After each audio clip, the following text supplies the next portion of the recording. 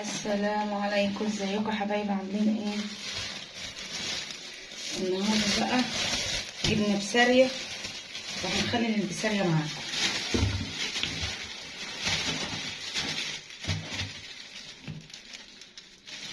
هي محمر.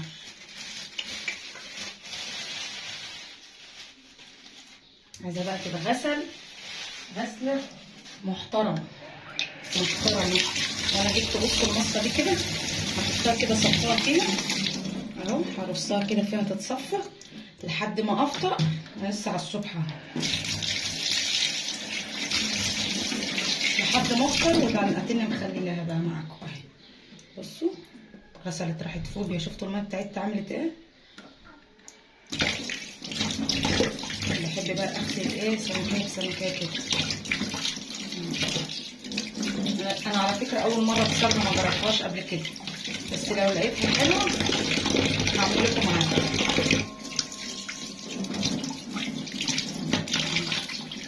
احنا كاسرين اللي هي الوسط.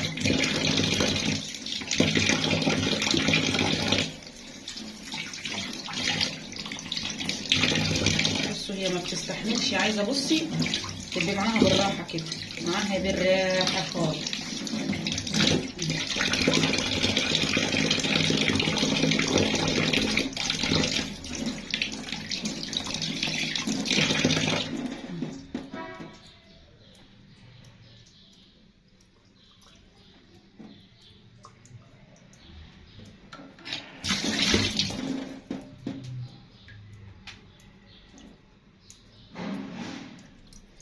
واحده واحده كده معانا لحد ما تنضفيها، وعلى ما افطر كده هتحطها في المصفى اللي انا وريتها لكم دي، هصفيها على ما افطر كده ان شاء الله، واتني نخلي لها بقى معاكم برضو، وهناكلها معاكم برضو في نفس الفيديو برضو. هي دي ان شاء الله بتاخد لها 3 ايام بس، ما بتاخدش كتير. يعني احنا النهارده التلات 4 5 اتاكل على الجمعه بقى، كلها مع الفسيخ. انا طبعا الفسيخ قبل ما بطلعه لكم لازم تيست كده منه، انا بجربه الاول. عشان لو عادي بسيكه نحط له شويه ملح. هو انا بعمله يا مظبوط ملح يا عادي، ما بعملوش حادق. بس الناس اللي خدت وقالت انه حادق يبقى هما بيحبوا الزيرو ملح، لان انا كله عاملاه مظبوط ملح. انا كلت بصوا من اول البرميل ونص البرميل واخر البرميل. والله العظيم بكلمكم جد. فانا اصلا عامله تيست لجميع السمكات في الاول وفي النص وفي الاخر. كان كله بصراحه كان جميل، كان بالنسبه لي انا مظبوط. انا ما بحبش الزيرو ملح، ما بستطعمش الزيرو ملح ده، بحس انك بتاكلي سمك طاري كده. انما المظبوط ملح ده بتبقى حلوه، يعني بتبقى هي بتاكلي. انما الزيرو ملح ده بتاكلوه ازاي؟ انا والله العظيم انا جبت مره زيرو ملح، بس انا من خيبتي الكلام ده من سنه كنتش لسه اشتغلت فيه. جبت من محل زيرو ملح بدون ذكر اسماء. حسيت ان انا باكل فسيخ اخضر طري لسه. مش انا من خيبتي، يعني مش هحط له شويه ملح واسيبه شويه، لا، بنيت ماسكاره مياه. والله العظيم رميته في الزباله. قلت لسه احط ما جاتش في دماغي فكره الملح. انا فكرت ان هو لسه طري او مش حلو مش مظبوط، لان ما كانش حلو وما كانش عاجبني. من ساعه انا بصراحه ما كسرته، وانا ما بشتريهوش خلاص من بره. انا لو مش عندي بقى واتوحمت عليه بقى بروح اجيبه من بسيون. يا ساعات انا بشتري مثلا ليا 2 كيلو واعمله.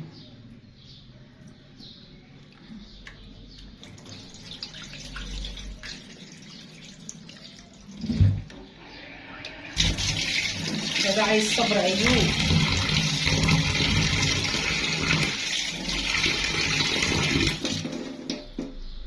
عايز بقى اللي هي عندها صبر كده ومراش حاجه، تقعد تنظف كده واحده واحده. ما انا لو جبت طاوله كامله هتلنا. بصوا عاملاه كده اهو كده اهو، ومطلعاه من الشفاف. الفسيخ ماشي عشان كبير فبنعمله بصراحه، والله الفسيخ بعمله واحده واحده. وكل واحد بطلع الزفاره والدم والرمل والتراب، ده كله بيبقى في المغشوش، بطلعه كله لان بيزفر السمكه. انا عايزه اقول لكم انا ريحه جايه على الفسيخ كده وانا كسراه، هموت وافتح عليه هموت. بس ان شاء الله خلاص النهارده ايه، على الجمعه ان شاء الله، احنا هنطلع منه من الخميس ان شاء الله. على الجمعه افتح عليه بقى مع السردينه دي، اكلها واكل البوري معاها بقى. هوريكم بقى اكل ده بقى بيتاكل ازاي، هوريكم الاكل على اصول.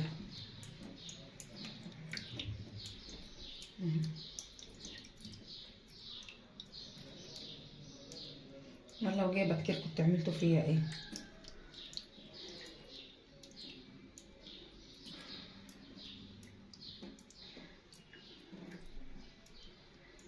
هنقفل الفيديو بقى ولما نخلص خلص نوريهولكم عشان ما نطولش عليكم، لان احنا لسه قدامنا براح طويل، لسه بدري لسه بدري في التنظيف. هنكب الميه بقى ونغسل مره، نحط ميه نضيفه.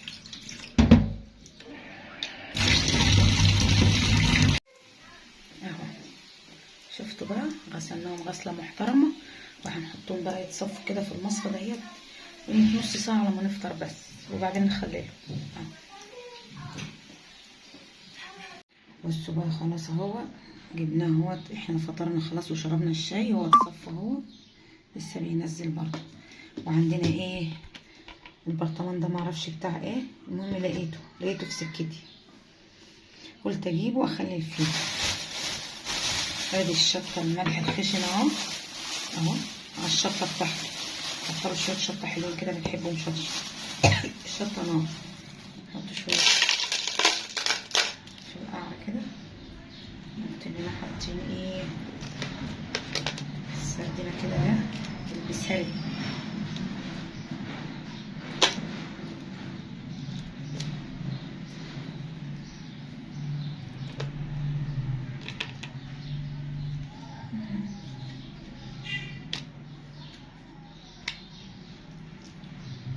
عشان دي بس 3 ايام ناكل منها. نحط شويه 3 ايام يا وراوير ناكل منها. طبقه تانية اهي اهو.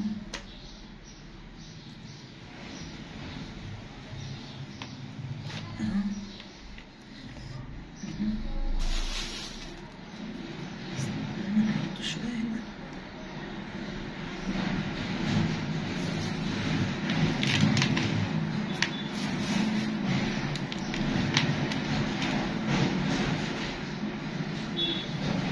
ايام بقى نفتح عليها وهنزل لكم الفيديو كله مع بعض.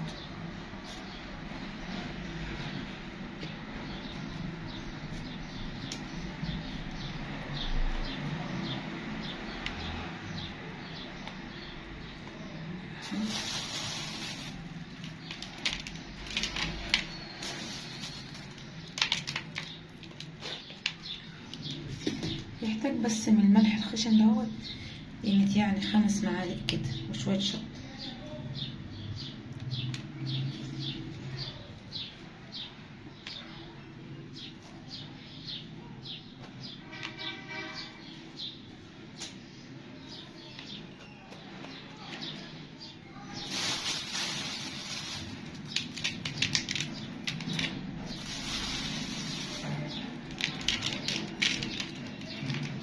هيبقى موحوح من الشطة اللي كنا حطاها دي.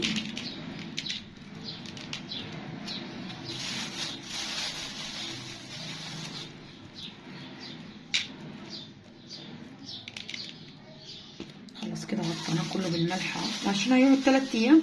الملح ده بص ما بيحدقش الا نقعد شويه، قعد يعني 15 يوم كده ولا حاجه. شوفوا الشطه في ايدي عامله ازاي.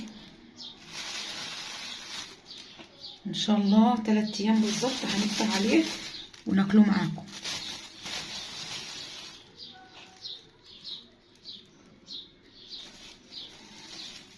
انا عايزه احاول اغطيه كله عشان مفيش حاجه تكتمي بقى عليه حلو كده، كتمه المكتومين كده.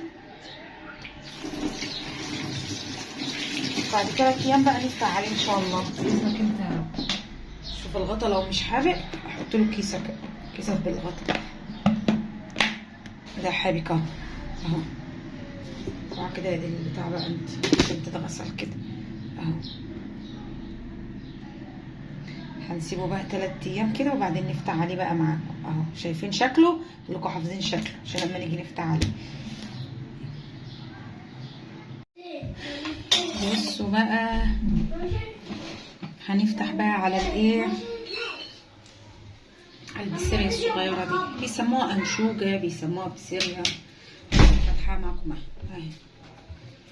هنطلع بقى شويه كده حلوين من ولاد حلاق اهي.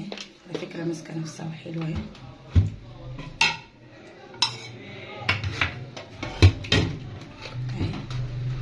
شفتوا جمالها وحلاوتها؟ شفتوا جمالها وحلاوتها؟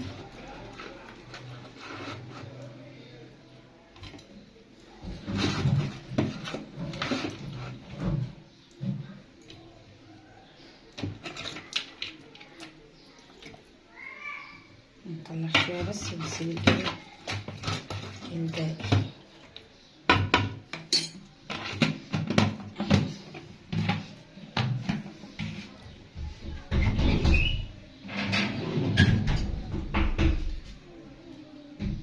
بصوا بقى كده ايه، خلصنا. دي تتاكل ازاي؟ بحالها كده اهي. ممكن تاكلها بالدماغ كمان اهي. تحطها على العيشه كده، على العيشه كده، تعصروا عصره ليمونه كده وتنك واكلها كده.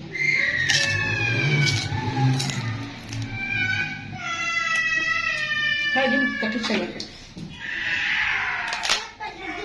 جيبها العيش اهو.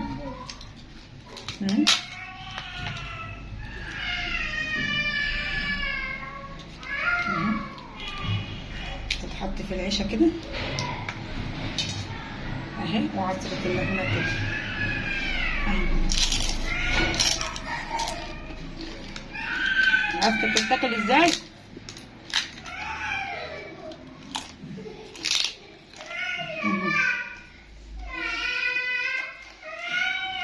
كل فيديو لازم اهيط اصلا. هفصل اهو وتتاكل كده.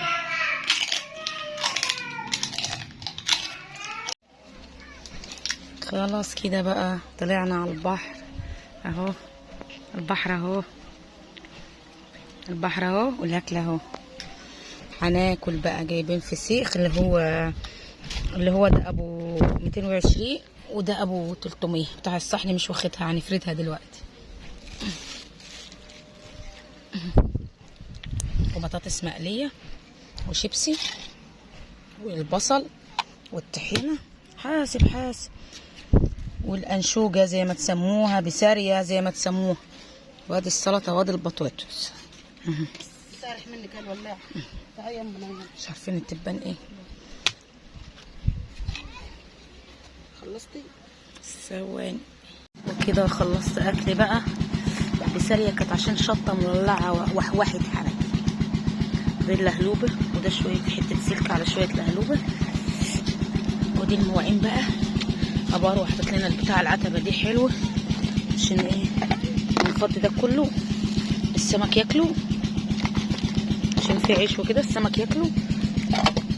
وهنغسل بقى المواعين بقى مع نفسينا ونشرب الشاي.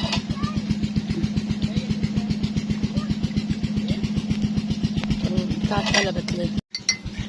خلاص عملنا الشاي اهو. هادي برا وادي الشاي.